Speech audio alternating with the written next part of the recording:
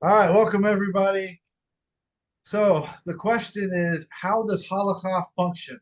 Glad you asked, because that's what we're going to learn today. So we're going to be looking at Hilchot Mamrim, laws of rebellious ones. This is where we find out how halacha functions. So just a little quick explanation of terminology. A mitzvah, a Torah commandment, the plural is mitzvot, Torah commandments. These are laws that were given in the Torah by God that we have to follow. So, and it is specifically those commandments, those 613 commandments that were given in Torah. When you hear somebody say it's halacha, these are laws enacted by the Sanhedrin. Okay, halachot is the plural of these laws. So we really have to make a distinction. What is the difference between a mitzvah and what's a halacha? And then also there is minhag, custom and tradition. Plural of this is minhagim, customs and traditions. So they're not interchangeable. Saying that we have, you're required to do this because this is our minhag that we've been doing for the last 20 years is not the same thing as doing something that the Sanhedrin said is binding on all of the Jewish people, not just this local community. And that is not the same as a mitzvah, something that God said we have to do. In fact, sometimes there's halacha that will contradict the mitzvot. So when we're discussing what we're doing, to understand what's that there's different levels here. What's obligatory and what's optional, and who is this binding on? We really have to make a distinction of what's a mitzvah, what's a halacha, and what is just a minhag, some new modern day custom that people came up with 50 years ago, 500 years ago, at different points in time after the Sanhedrin was disbanded. So those are the three words we're looking for: mitzvah, halacha, and minhagim. And so here's a challenge for all of you. If you don't know how halacha functions, you will soon. But you can go to any rabbi and ask them. Go to 10 rabbis and ask them, how does halacha function? Where do you get oral law from? What's the source of this? If you ask 10 different rabbis, you're going to get 10 different explanations, and they're all going to end with the same thing. You have to ask your local rabbi. Okay. That's not a very satisfactory answer for me. So, where do we go to find out how it actually functions? Mishnah Torah, Sefer Shoftim, okay, in Hilchot Mamrim. I was at a Chabad once, and I asked him first time I went in there. I said, "Okay, where do you go to get oral law? If I want to know what's the Torah Sheba Al Peh, oral law, where do I go?" He said, "You go to the Code of Jewish Law." I said, "Which is what?"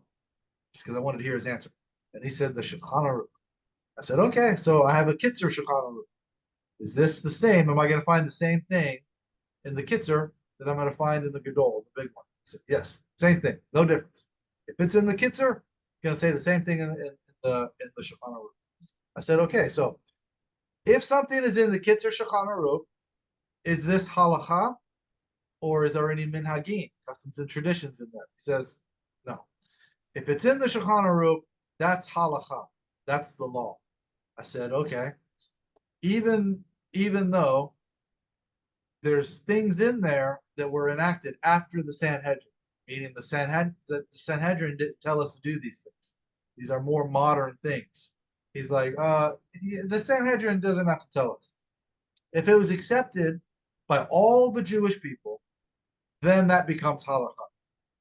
So I said, "Okay, I think I understand what you're saying. You're saying that if you get 100% of the Jewish people to accept something, then that minhag, custom and tradition, rises to the level of halacha." And he said, "Yes, you get it." Okay, but understand what's happening. There's a difference between custom and tradition, actual halacha, that was a law enacted by the Sanhedrin. So he's saying, yes, there's things in there that are post Sanhedrin, but it doesn't matter because if everyone accepts it, then that rises to the level of a halacha, so that there's no difference between minhag and halacha, his opinion. I said, "Okay, but there's things in the Shulchan Aruch that you did not get everyone, all the Jewish people, to accept. So how then does this rise to the level of halakha if everybody didn't accept it? And he said, well, the Jewish people didn't accept it, but the rabbis did. And the congregations did not kick the rabbis out, so therefore they accepted it this way. Okay, this is not how halakha functions. If it was, we could just get on Zoom on Friday and say, this Shabbat, we're going to enact this, that, and the other. And then we'll just come back on Sunday. Did your congregation kick you out? Did your congregation kick you out? No? Okay, well, this is the luck of it. They accepted it because we decided it. They didn't kick us out. It's a very popular misconception, but this is not how it functions. So why do they have this impression? Because the Shulchan Aruch deals with things in diaspora. We don't have a Sanhedrin in the diaspora. So the Shulchan Aruch is not going to tell you how the Sanhedrin functions. The Mishnah Torah is the only complete codification of halakha. This deals with things like the Korban Pesach. We don't have a temple, so we're not doing the Passover sacrifice. But the Mishnah Torah tells us how to do it. We don't have a Sanhedrin. We're not executing people. It's not capital punishment. But the Mishnah Torah is going to tell us how this process works because the Mishnah Torah covers everything. So when you want to know how halakha functions, you can't go to a codification or a compilation of halakha that doesn't cover the Sanhedrin. You've got to go to the only complete codification that there is. This is where we learn how halakha functions. So this is Hilchot Mamrim. That's what we're going to learn today. So let me share screen so everybody will know from now on how to determine what we're dealing with. Halakha, minhagim, or mitzvot. And by the way, Mishnah Torah, which I recommend everybody read, I don't think any Jewish kid should be able to get out of high school without going through Mishnah Torah. In the beginning, it gives you the 613 mitzvot. It just lists them. These are the positive mitzvot. These are the negative mitzvot. So you can just read what they are.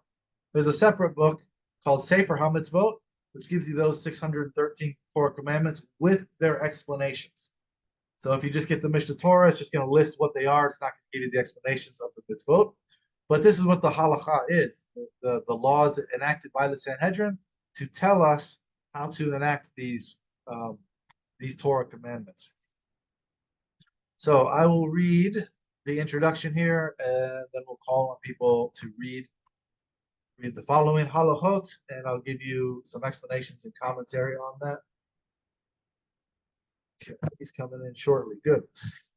Okay, so introduction to Hilchot Mamrim, the laws of rebellious ones. These include 9 mitzvot, 3 positive commandments, and 6 negative commandments. They are to follow the directives given by the Supreme Sanhedrin.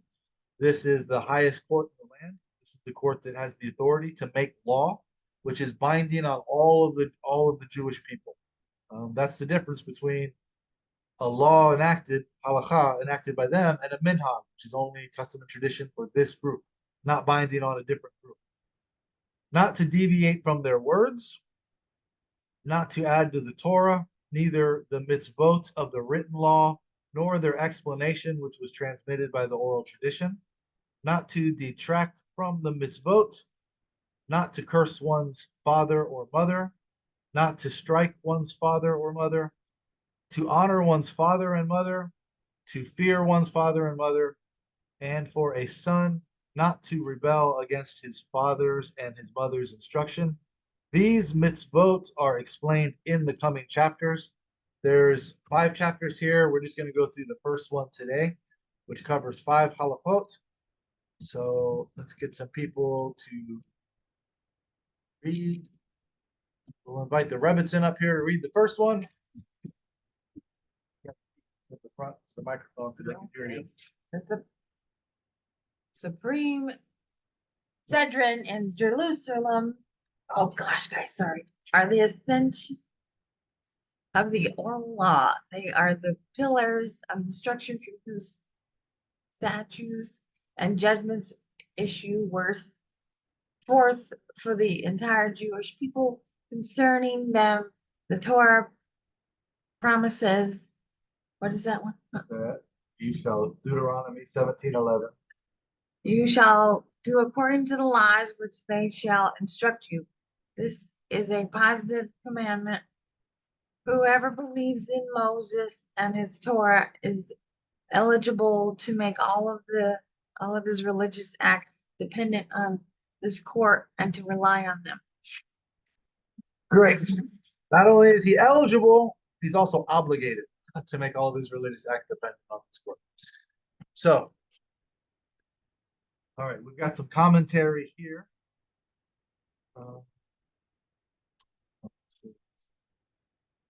Okay, when it says here, statute, I've got a little bit of a different. The Supreme Sanhedrin in Jerusalem are the essence of the oral law. Okay, so Torah Shebektav, this is the written law, the Torah itself, and Torah Sheba'al Peh is the oral law. That's what this is referencing.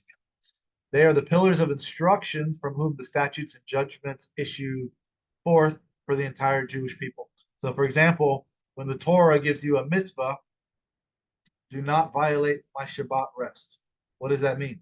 Does that mean you do the same thing on Shabbat that you do the other 6 days, but on Shabbat you also take a nap? I mean, there's a death penalty associated with Shabbat, so we can't be out there executing people because they have a different understanding of what this Shabbat rest means. So we have to have a consensus, and the court is the one that tells us how to enact these mitzvot, where we don't. There could be a difference of opinion on what they mean. The court is going to tell us what's the law that we need to be in compliance with. That's what it means when it says these are the pillars of instruction from whom the statutes and judgments issue forth for the entire Jewish people. They're binding on the entire Jewish people. This is not optional.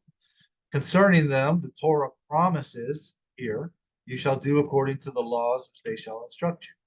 This again shows you that it's not optional. This is to follow the halakha that are laws enacted by the court. You are obeying this mitzvah, this Torah commandment that tells you to comply with it. This is a positive commandment. This is one of the mitzvot. Okay, so Sefer HaMitzvot, that's what I was mentioning earlier. This is the enumeration of the Torah commandments, and this is counted in them.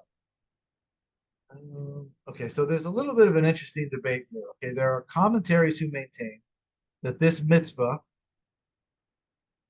apply only to the high court which holds sessions in the chamber of hewn stone in Jerusalem, because it's also, the Torah says, from the place that I will choose. We understand that to be in Jerusalem, from the chamber of hewn stone. If it holds sessions elsewhere, even when sitting with 71 judges, these mitzvot do not apply. There are, however, other authorities who differ and maintain that they apply regardless of where the court holds session. So when the Sanhedrin was disbanded, they left Jerusalem and they went over to Yavne. So this is the little gray area. Okay, it's still the Sanhedrin, but it's not from the place that I chose, the room of hewn stones. So we have a Sanhedrin, but they're not issuing rulings out of Jerusalem. So are the rulings after they left Jerusalem, are they just as binding? Or are these just like rabbis today getting on Zoom and saying, we want to enact some new law? You can make the argument both ways. So for me, I think since these were the people that had smicha, going back to Moshe Rabbeinu, this is what gave them the authority to judge, because up until they got to Jerusalem, they were issuing rulings.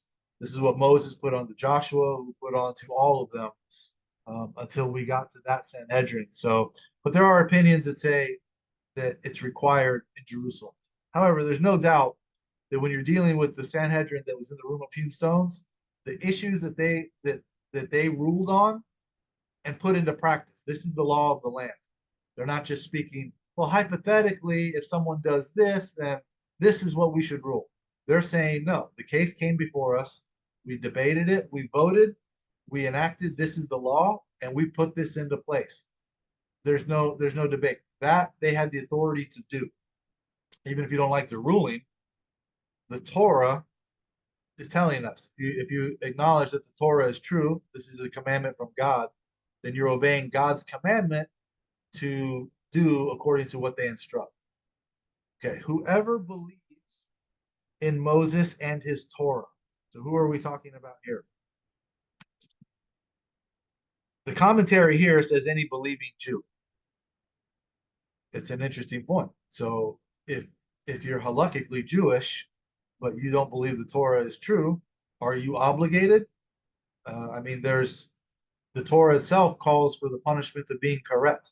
If you don't get the chametz out of your house for Pesach, you're karet. You are cut off from your people.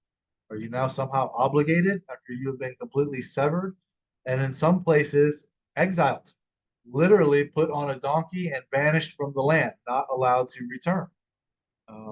You've been deported. Are you now obligated to follow some of these commandments in a foreign country when you've been kicked out of the land? You could argue not that's not really. But what Rambam himself here says is whoever believes in Moses and his Torah. Rambam says elsewhere in the same book, in Sefer Shoftim, later in Laws of Kings, that the Torah is not just the inheritance of Jacob, Jews.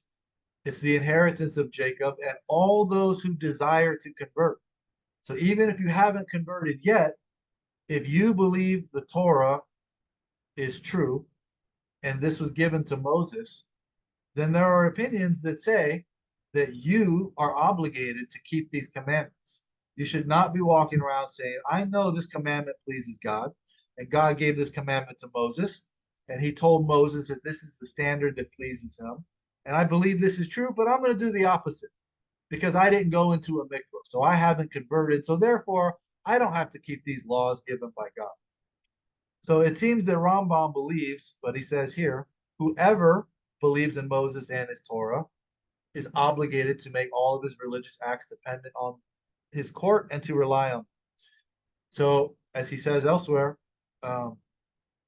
if the Torah is not just the inheritance of Jacob, but all those who desire to convert, which means those who haven't even converted yet, he would say they are obligated to follow halacha because they're following his Torah, which tells us to follow the laws of this court.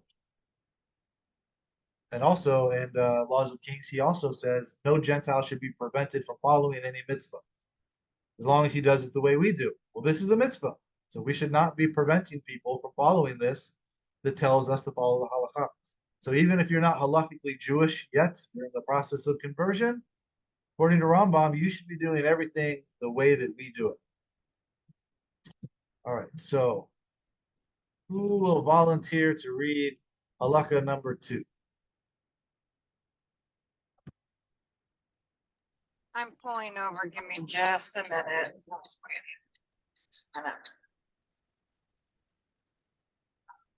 All right.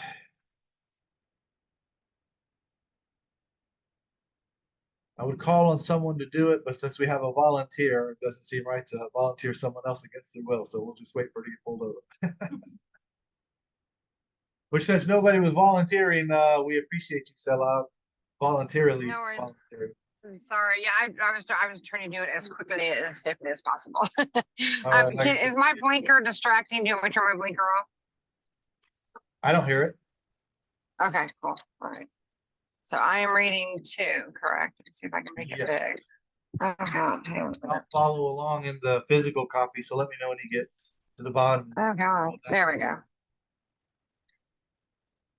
I had to make it big. Okay. Any person who does not carry out their directives transgress a negative commandment. Do I say that Ibid? Is that how you pronounce that? Or is it Ibid? I'm not sure how you pronounce that. I'm not really sure either. Okay, as Ibid continues, do not deviate from any of the statements they relate to you, neither right nor left. Lashes are not given for the violation of this prohibition because it also serves as a warning for a transgression punishable by execution by the court. For when a sage rebels against the words of the court, he should be executed by strangulation, as the following verse states. A person who will act deliberately, we are obligated to heed their words, whether they A, learn them from the oral tradition, i.e. the oral law, B, derived them on the basis of their own knowledge through one of the attributes of biblical exegesis, and it appeared to them that this is the correct interpretation of the matter. C, instituted the matter as a safeguard for the Torah as was necessary at a specific time. These are the decrees, edicts, and customs instituted by the sages. It is a positive commandment to heed the court with regard to each of these three matters. A person who transgresses any of these types of directives transgresses a negative commandment. This is derived from the continuation of the above verse in the following manner.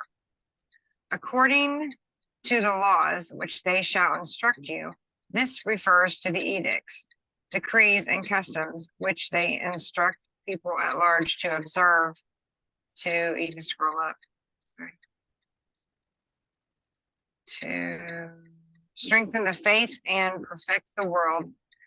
According to the judgment which they relate, this refers to the matters which they derive through logical and analysis, employing one of the methods of biblical exegesis. I don't know if I'm saying that correctly. Exegesis. From, what is it? Exegesis. Exegesis, okay. From all things that they will tell you. This refers to the tradition which they received one person from another. Great, thank you. Okay, Thank so you. this second commandment here, okay, a person who does not carry out the directives, they have transgressed a negative commandment. This is the mitzvah of lo tasur. You see it right here in Hebrew, lo tasur. Not to deviate from any of the statements they relate to you to the left or to the right. So aside from the positive commandment that tells you to follow the instructions of the court, you have a negative commandment here that says do not deviate from what they tell you. So you see there's multiple Torah commandments. So for people that say, oh, I like the Torah, this is the word of God, we follow God, not man. I don't care what the rabbis said. These rabbis were like people that sit in members of Congress, that debate, and then vote and enact the law. And they're like the Supreme Court, who make sure that it's constitutional. They make sure that it's according to the Torah. And unlike the Supreme Court here, this court actually did execute people. They issued punishments for people who were convicted of things. So there's a multiple Torah commandments. So if you believe the Torah is from God, and you're going to follow the Torah commandments, that includes not deviating and saying, no, I don't want to comply with this law, because you're violating a Torah commandment if you violate the halakha. Okay, so right here is an important point. Lashes are not given for the violation of this prohibition. Anybody know why? It tells you because it serves as a warning for transgression punishable by execution by the court. So if you have a death penalty, we don't issue the minor, like Salah just pulled over. So for example, if she was to get, if she was to get a parking violation and then she ran somebody over and damaged their vehicle and killed someone in the process, and then it came out she did it intentionally. In America, perhaps you would get a parking violation that you would have to pay, and then a suspended driver's license. And then we would garnish your bank account to pay for the damage that was caused to the car that you hit. And then you would get vehicular manslaughter, which is time in jail. And then you would get capital punishment for the intentional killing of the person when we realized it was intentional. We don't do all of that. It's considered cruel and unusual. If you're given something that you get the death penalty for, we're not going to give you lashes before we execute. You're going to get the more severe punishment. If you're already going to get executed, we're not just going to lash you, with a whip publicly and humiliate you, which is part of the punishment of lashes, before we execute you. We're just going to give you the most severe one, which usually they would give you something to make you delirious before you were executed, to make even that more humane. So we don't concern ourselves with all the minor punishments like lashes if you are given something that has which is punishable by execution. We just do the most severe one. Don't get the lower punishments. And in this case, the strangulation would be the way a person is executed for that. Okay, we are obligated to heed their words, whether they are learned from the oral law, something that was passed down from Moses, which an important point here is Rambam in his introduction to the Mishnah. It's called Halakha L'Moshe Sinai, laws that were given to Moses at Mount Sinai. The important word there is halachot or halakha, law, not midrashim, folklore and legend, not a custom or tradition, actual law, something that you do. You'll hear people say, well, there's this medrash that says this happened, and then there's another medrash that said it's the opposite. Let's say, for example, the book of Job. There's midrashim that says this took place at during the time of Bereshit, during the time of Genesis. Then there's other midrashim that says after the Exodus, after we left Egypt, the 12 spies, why weren't they noticed when they went to spy out the land? There's midrashim out there that says that well, Job was being buried on that day, so that's where everybody was. They were at Job's funeral, so they didn't see these 12 people walking around. So which is it? Which one did the story take place? Halakha, law, is something that you do, not what you believe. Well, I believe it took place hundreds of years earlier in Genesis, or I believe it took place later on in Exodus. You can believe either one. This is why midrashim is often called folklore and legend. Halakha is a law. This is the type of material tefillin is to be made out of. This is the scripture that's supposed to be in the tefillin. These types of things, this is a law, something you have to do. You can't just come out with round tefillin made out of, I don't know, plastic or whatever. This is a law that was given to Moses and passed down. This is what it means from the oral tradition. But again, that's limited to actual laws, what you do, not necessarily what you think or what you believe. Okay, derived them on the basis of their own knowledge through the attributes of biblical exegesis, and it appears to them this is the correct interpretation of the matter. So when they're looking at things and say, where do we know to bless? For example, let's say, it says, we know that we're to bless after we eat because it says you shall eat and be satiated, right? So this is where we'll do blessings after we eat. But where do we know that we should bless before we eat something? So then they'll discuss this. Well, if the Torah says this, this is what it means. They'll start quoting things. So this is their interpretation of the matter. Instituted as a matter, a safeguard for the Torah as was necessary at a specific time. These are decrees, edicts, and customs instituted by the sages. So there's different, and you'll hear people talk about putting fences around the mitzvot. These are the things that they enacted to say we don't want people violating this Torah commandment, so we're going to pass a law saying that you're also not going to do this. We don't want people cooking meat and cheese together, so we're going to decree that nobody can even eat it together. Because we don't want you to see somebody cooking a burger and then taking cheese after it's been cooked and putting it on top of it. So we're going to say you can't even mix them. You can't even eat them together, even if they were not cooked together. These are the decrees, edicts that the court instituted. But again, it was instituted by the actual court, instituted by the sages. We're talking about the Sanhedrin. Okay, so it is a positive commandment. What was the other thing here? Okay, notice there it says,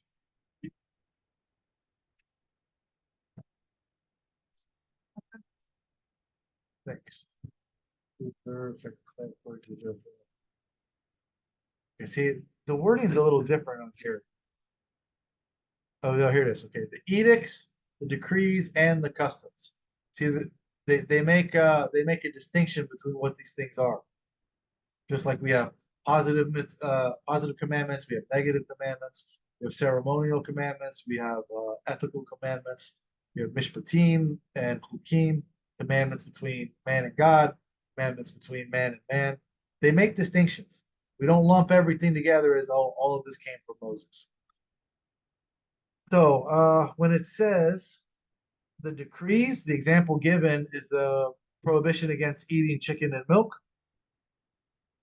The edicts, this is, they're talking about a mitzvah of Eruvin, and the customs, the recitation of Hallel on Rosh Chodesh.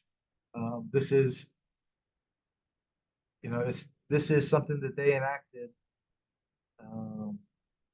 as practices instituted to safeguard the observance of the mitzvot.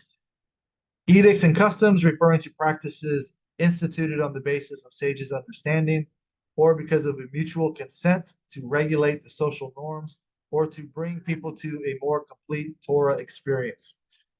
So minhagim, customs, it's fine to have, there's nobody saying you can't have your own custom, but it's got to be ratified by the Sanhedrin to be binding on the entire Jewish people.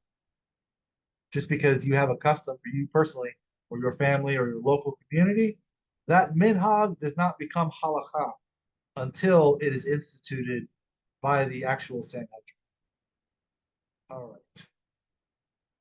Who can read number 3 for me? Any volunteer? Can you hear me? Yeah, I can hear you. There can never be any difference of opinion with regard to matters received through the oral tradition.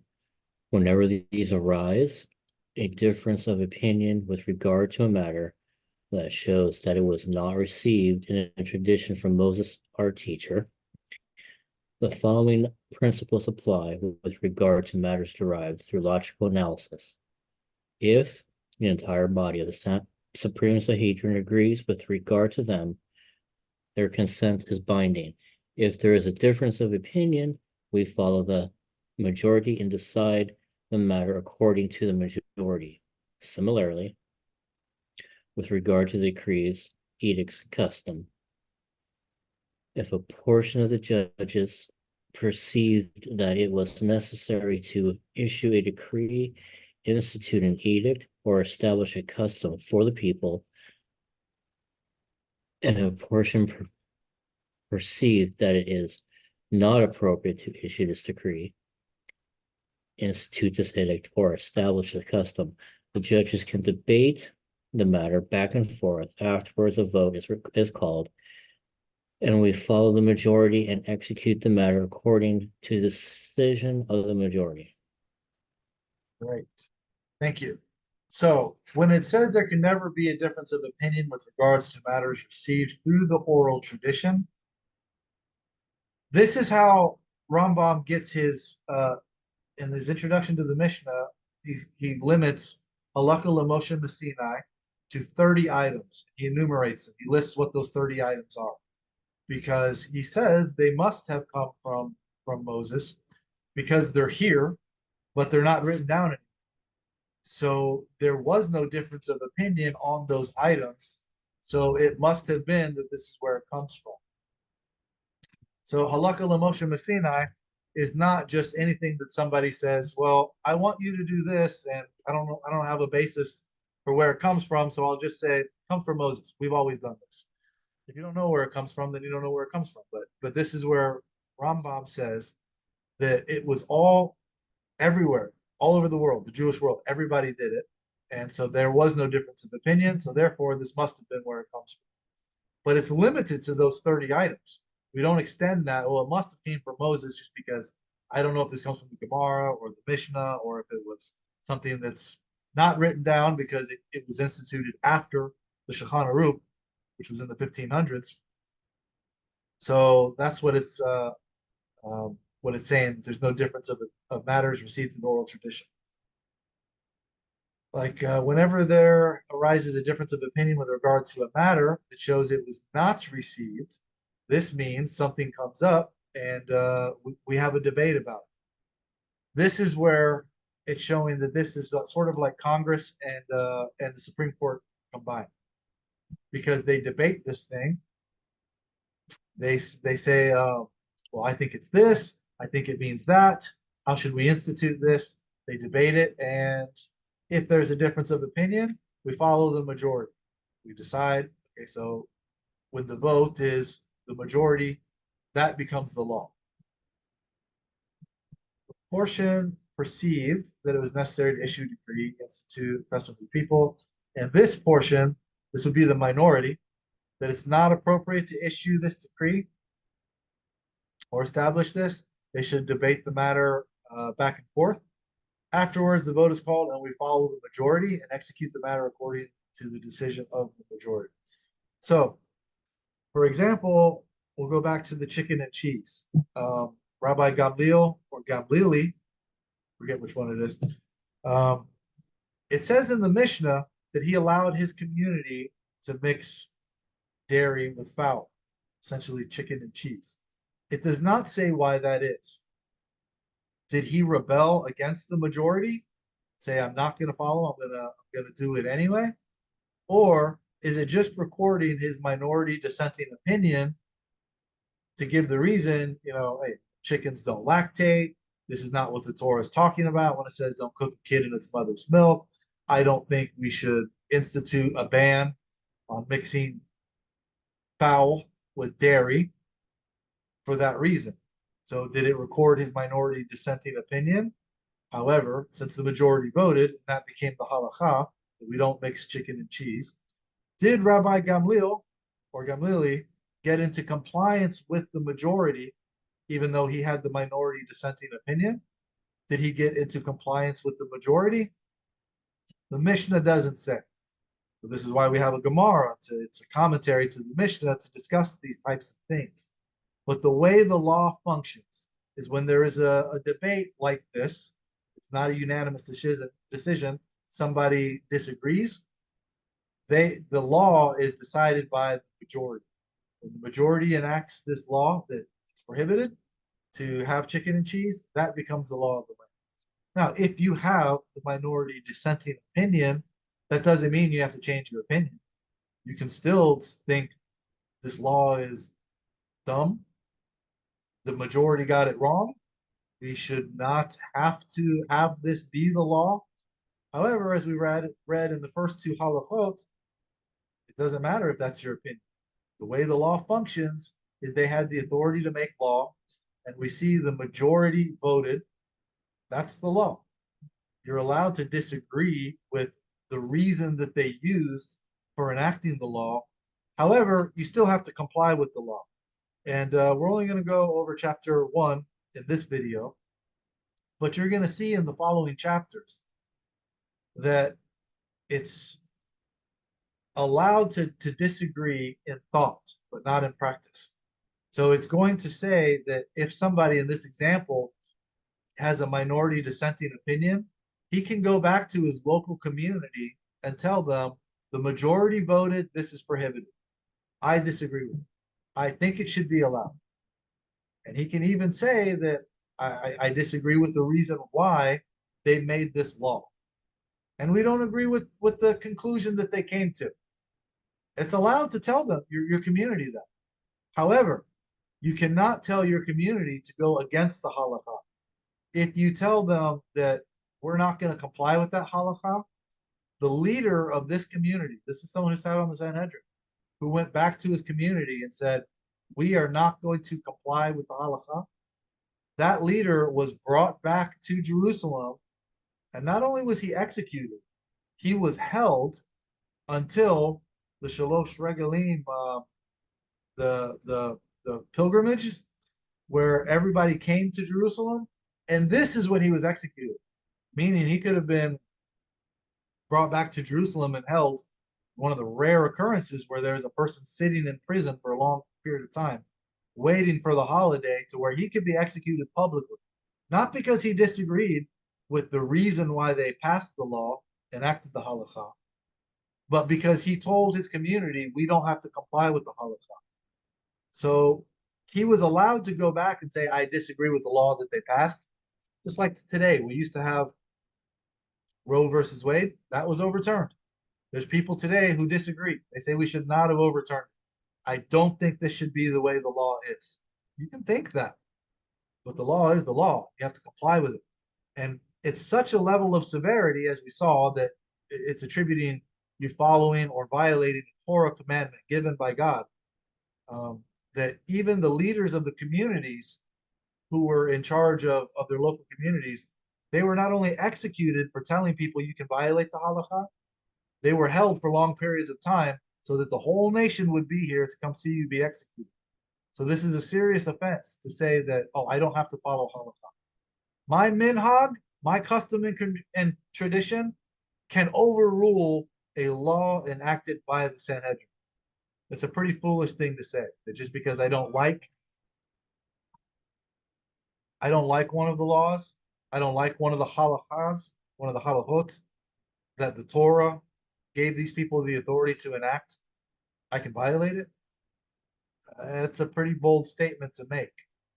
It's not one I would make, especially if you're going to fall short and not comply with something. Okay, it's bad enough, but to teach others to violate it, that's a pretty serious offense. So it's something we shouldn't be taking lightly. All right, number 4. Anybody that has not read that would like to?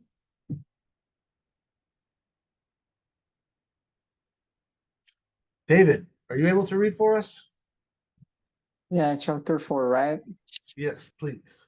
When the Supreme Sanhedrin was in session, there was never any prolongated differences of opinion among the Jewish people. Instead, if a doubt arose in a Jew's mind over any law, he would inquire of this court in his city.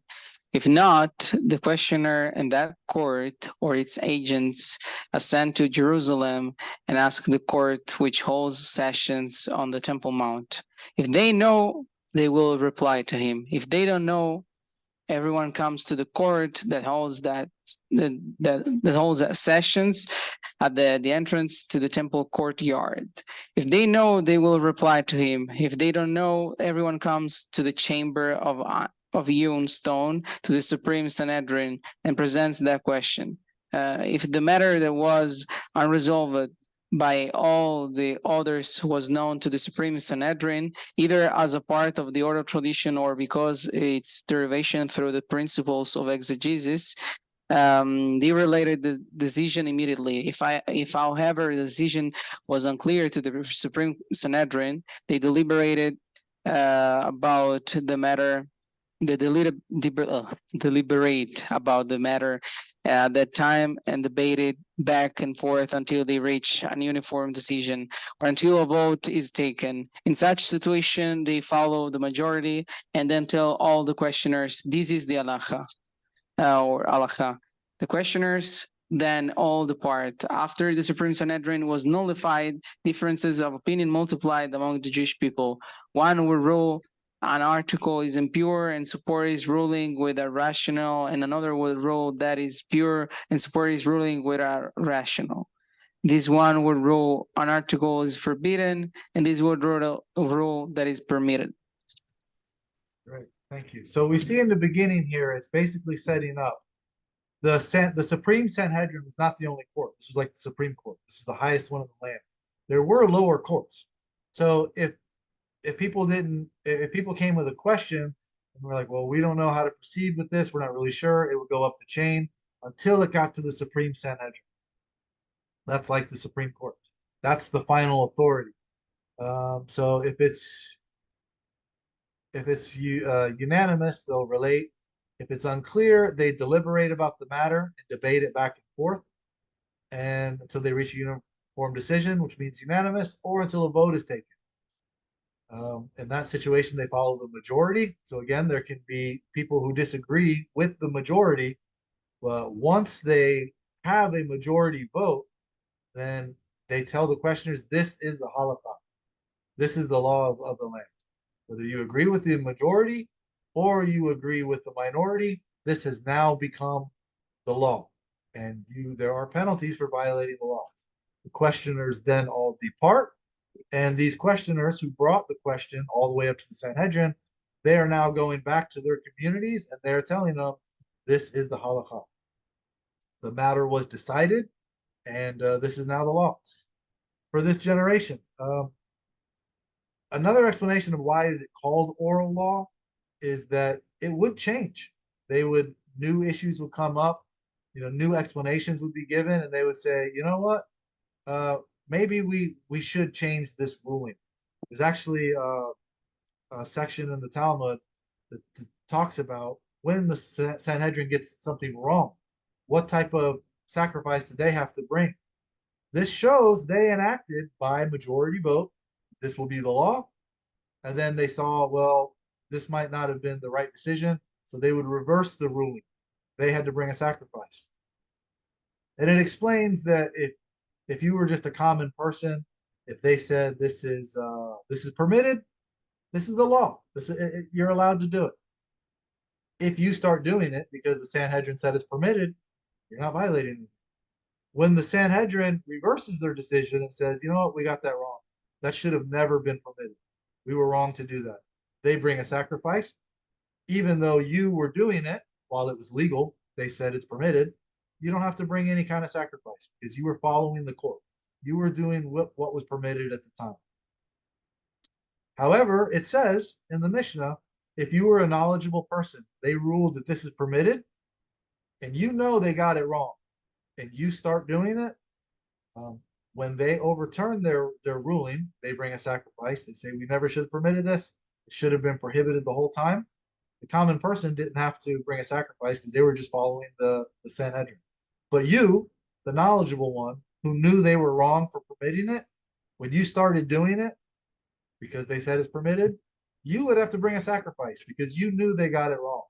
You were knowledgeable. You knew it was going to be overturned. So you were liable to bring a sacrifice because you knew better. So even though it's permitted, we see the average person is required to follow it because they're the highest authority, but it doesn't really give you immunity. You can't just go start doing things that you know are wrong just because they got it wrong for a period of time. This also goes to show the people that say the Sanhedrin is infallible. These are God's laws. God transmitted these laws from whoever all the way until they were eventually written down. It's not true because they enacted the laws and then they themselves admit they made mistakes. They reversed the law.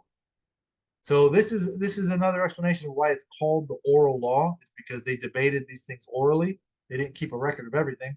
So we don't know. We have the Mishnah, which is, the Tanaim, the Second Temple period. How many times did a law in the First Temple period become permitted, then prohibited, then permitted again? We don't have a record of all the times that it changed back and forth. So that's really why it was called oral law, because they debated these things orally. After the Sanhedrin was nullified, differences of opinion multiplied, and we have different rulings. What's pure and what's impure. There was commentary in here that I wanted to read on that. It says, see Sanhedrin 88b, which states, when the students of the schools of Shammai and Hillel, who had not studied under their masters, sufficiently multiplied, differences of opinion increased among the Jewish people, and it became as if there were two Torahs. See also the discussion of the matter of Rambam's introduction to his commentary on the Mishnah. So, does it feel like that today, that there's two Torahs? If you look at what some of the ultra-Orthodox say versus modern Orthodox, conservative and reform, it's almost completely different religions on some things, on some certain topics. So this is why in the diaspora, it's not halakha is not functioning the way it's designed to. We have different opinions because we don't have a Sanhedrin to say this is the ruling. This is, you might think it's pure, like your local rabbi said. You might think it's impure, like your local rabbi said. But the Sanhedrin would decide this is the law. You can still disagree. You can still believe, why you argued for it to be pure or impure. But once they decide, that's the law. You can't go against. You can't go against it. So we don't have a Sanhedrin ruling on these things. So when it says what he's referencing in his introduction to the Mishnah, he says, this is why the minority dissenting opinion was recorded, so that one would not come and say, I heard that this is prohibited. We will now be able to say what you have heard was correct. It used to be prohibited, as you've heard, but the Sanhedrin ruled that it is now permitted. So now it is permitted. You're allowed to do it. And it gave an example. Maybe I can find it.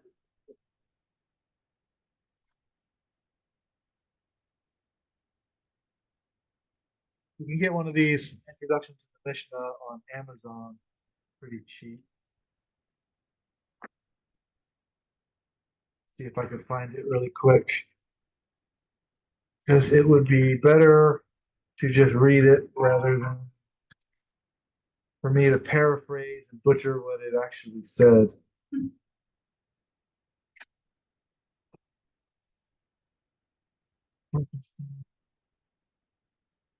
False prophets.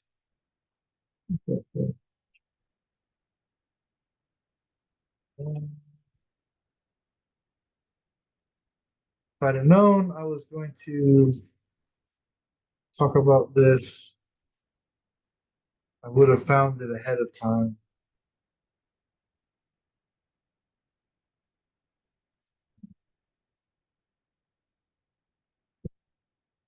Halacha Lamoshe Sinai, there's 30 items.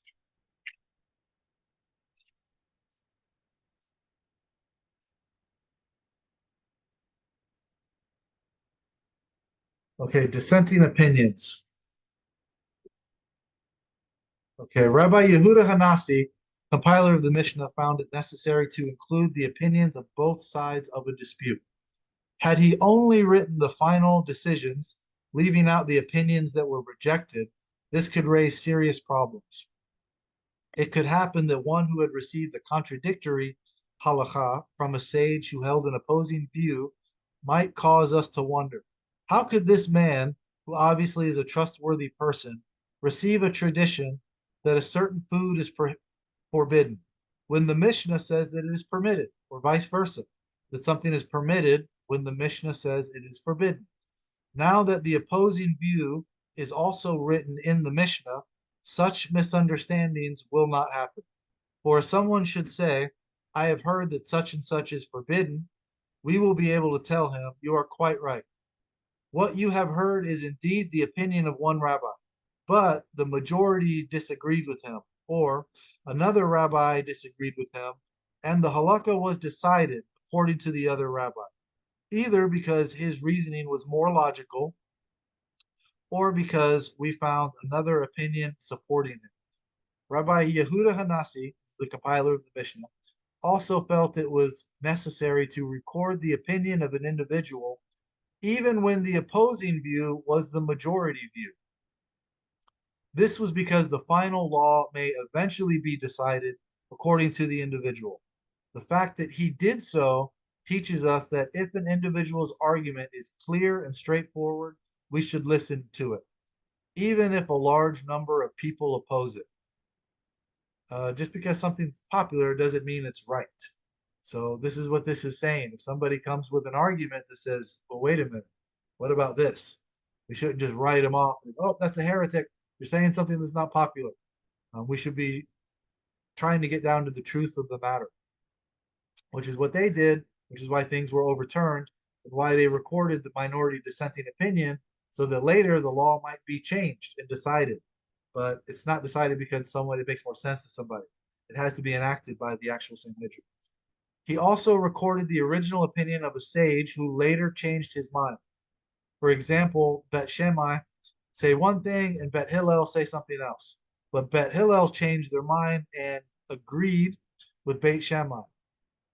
He did this to show how much they loved the truth, and in order to promote righteousness and integrity. These men were respected, pious, noble, and very learned. Yet when one realized that his opponent's reasoning was better than his own, and his opponent's analysis was correct, he admitted it. Certainly, we too should admit when we are wrong, and we should not be stubborn. This is what the Torah means when it says, pursue perfect honesty. And the sages comment on this. Acknowledge the truth.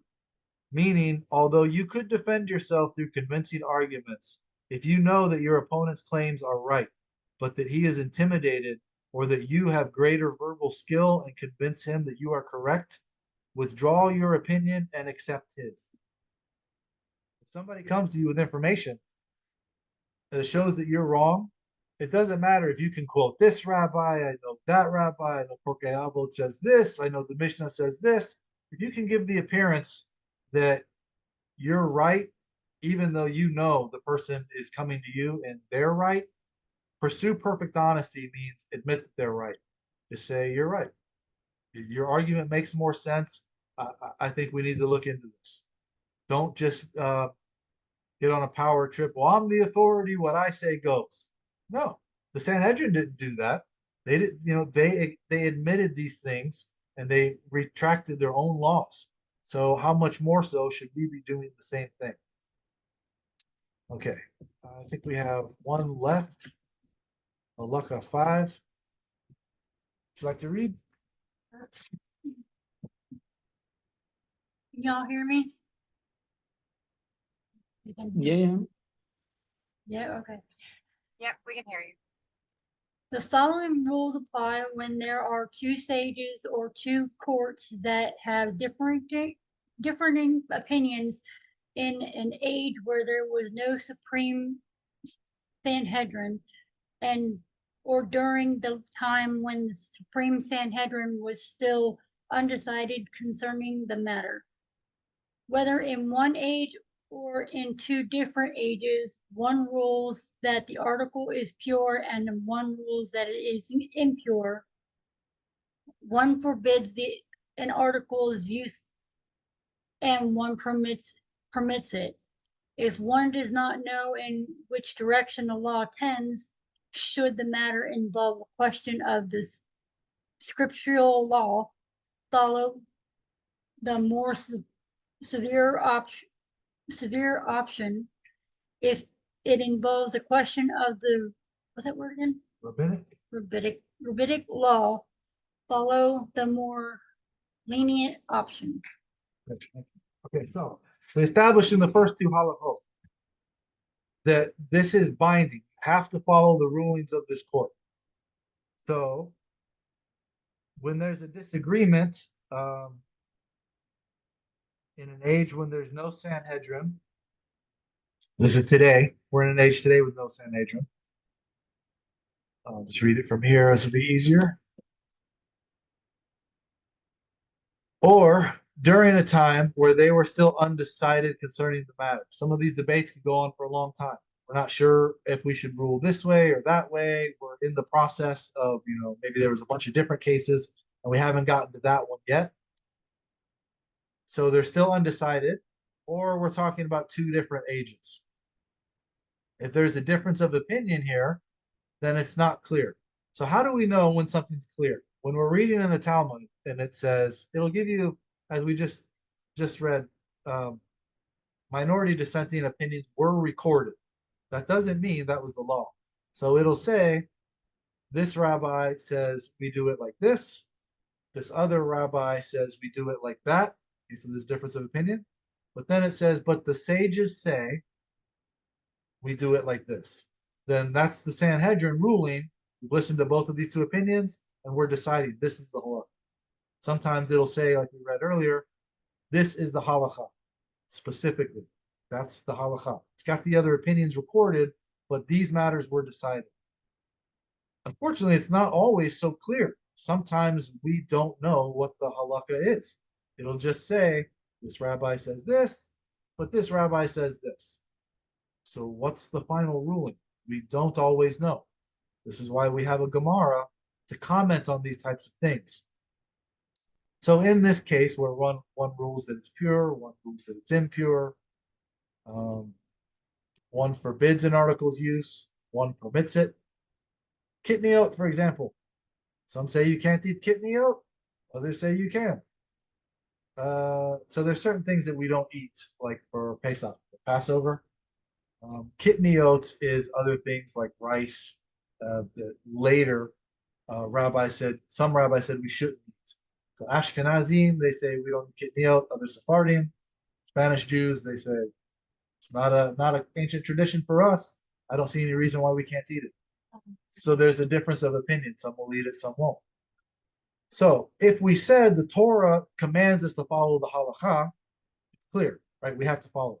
But this is saying if one permits it, one forbids it, what do?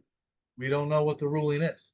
So this is saying if it's a question of scriptural law, if it's a question regarding a mitzvah, a Torah commandment, follow the severe opinion. If it's a question of rabbinic law, follow the more lenient opinion. So if the issue comes up and we're discussing this is a Torah commandment, be strict about it. If the issue comes up and it's rabbinic, be lenient. Now, you'll hear this said, Safek de Rabbanan lechkel, they Safek de Oraita lechumra. The key word there is Safek. If there's a doubt, if there's a question. So that's when you decide if it's from the Torah, be strict. Lechumra. If it's rabbinic, then you be lenient. This does not mean, okay, not mixing chicken and cheese. This is a rabbinic law. This is a halacha. So this is rabbinic. That means we can be lenient. We don't have to do it. That's not what that's saying. Remember the first two halachot says that the Torah mitzvot tells you to follow the rulings of the court. So just because that's a rabbinic law, it's a halacha, does not mean you can be lenient on it. When it involves a question, how do we proceed? If there's a new item that's, is this item allowed? Is it not? Electricity, laptops. The Sanhedrin didn't rule. We don't write on Shabbat.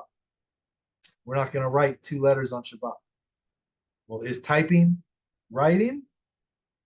We don't erase the name of Hashem. We don't erase that from a piece of parchment. Well, does that mean if his name is on this page, have I erased it? If I hit the X and close it out?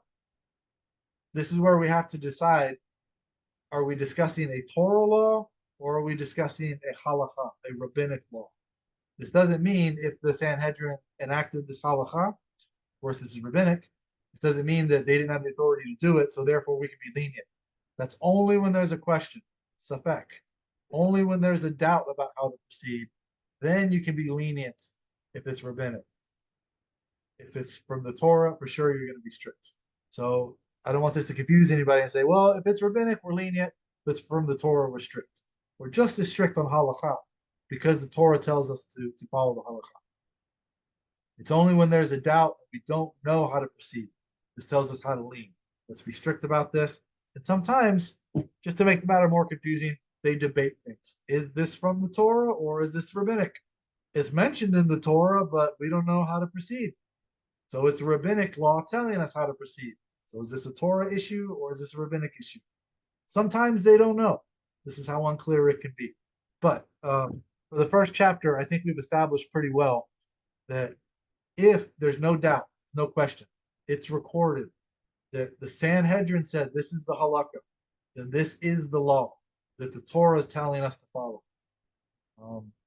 From the place that they will choose, Temple Mount, Room of Hewn Stones, because they had the authority to judge. They had smicha going back to Moshe Rabbeinu, which is different than 3 rabbis getting together on Zoom today and trying to enact something and then calling it a halacha because our congregations didn't kick us out. So therefore, the Jewish people accepted. Do you see how this is a faulty premise? This is not how halacha functions. This is chapter 1 of 5, which is going to lay out pretty clearly, I think, how it functions. Any questions? All right, then for those watching the video on YouTube, watching this later, there's another video on my channel, scroll. It's called Bava Metzia 59b, and it tells the story of the oven where Rabbi Eleazar says this new oven is pure, it should be permitted. The rest of the sages said no, it is impure, it should be prohibited. So this is one of these debates, and this illustrates how the process functions. And I highly recommend watching that because there was some severe consequences in that matter. It's called Bava Metzia 59b. And there we point out how the popular impression of that is incorrect. We show why Torah sources are misquoted So I recommend watching that. It's called Bava Metzia 59b. But thank you for watching. This is Hilchot Mamrim Chapter 1. We'll continue later with Chapter 2 so that you will no longer be dependent on rabbis giving you different explanations on how halacha functions and ending with the same ask your local rabbi. We're going to go to the actual complete codification of halacha, and that's where we're going to get our definition of how halacha functions.